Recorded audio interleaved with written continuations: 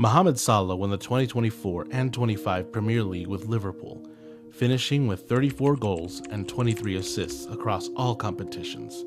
Of Liverpool's 86 Premier League goals, Salah contributed to 47 of them, an insane 54.6% of the team's total goals. He was the best player in England this season, voted Player of the Month twice and Player of the Season. But in Europe, things fell flat. Liverpool was knocked out in round 16 by the eventual winners PSG. They had lost the Carabao Cup final to Newcastle and crashed out of the FA Cup to Plymouth. Despite his dominance in the league, Salah's Balon D'or chances are hurt by a quiet Championships League run and just one major trophy. Pedri was the glue in midfield for a historic Barcelona season. Despite having only 14 goals and assists, he was arguably the best player for the Catalan club.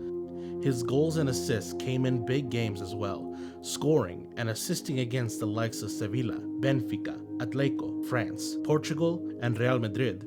Barcelona won La Liga del Rey and the Supercopa, dominating Real Madrid in all 4 El Clásicos. But that likely won't be enough for a midfielder like Pedri to win the Balon D'or. Nuno Mendes was easily the best fullback in the world. He kept quiet the likes of Salah, Lamine, Yamal, Messi, Mbappe, and Vini Jr. In 52 games, he had 6 goals and 6 assists, including 2 goals against Aston Villa in the Champions League quarterfinals. Internationally, he had a goal in the final against Spain and an assist in 2 previous games against Germany and Denmark, helping Portugal to a Nations League triumph. The case against Nuno Mendes comes from him being a defender and the others on his team having a more remarkable season. Vitinha quietly had one of the best seasons in the world. He dominated in almost every game he played, controlling the tempo and linking up play. He played 4,431 minutes and scored 8 goals while assisting 5 times and won the Champions League, Ligue 1, Coupe de France, Trophée des Champions.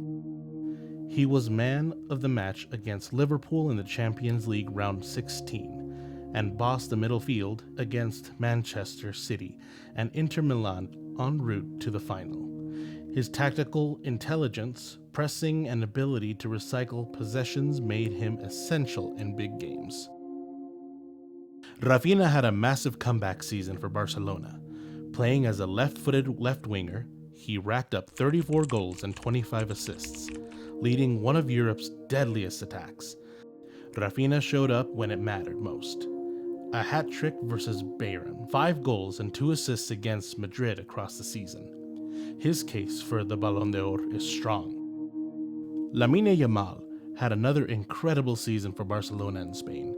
Despite being 17 years old, the teenager scored 18 goals. He also provided 25 assists during 55 games this season. A mainstay on the Barcelona right side, the Catalan club looked lost when Yamal didn't play. Double, sometimes even triple marked, he still found ways to impact games and won 3 trophies in Barcelona's first season under Flick. Scoring a brace against France, he led Spain to a Nations League final, where he ultimately would lose to Cristiano Ronaldo's Portugal. An incredible season by any metric. It is even more crazy when you take into account his age. Ousmane Dembele had an incredible season where he outperformed almost everyone else and shone in the shadow left behind by Mbappe. He was Champions League Player of the Year, Ligue 1 Player of the Season, scored 35 goals and assisted 16 times in all competitions, and won the Champions League, Ligue 1, Coupe de France, Trophée des Champions. He had goals or assists against Monaco, Man City, Liverpool, Bayern, and 2 assists in the Champions League final against Inter Milan.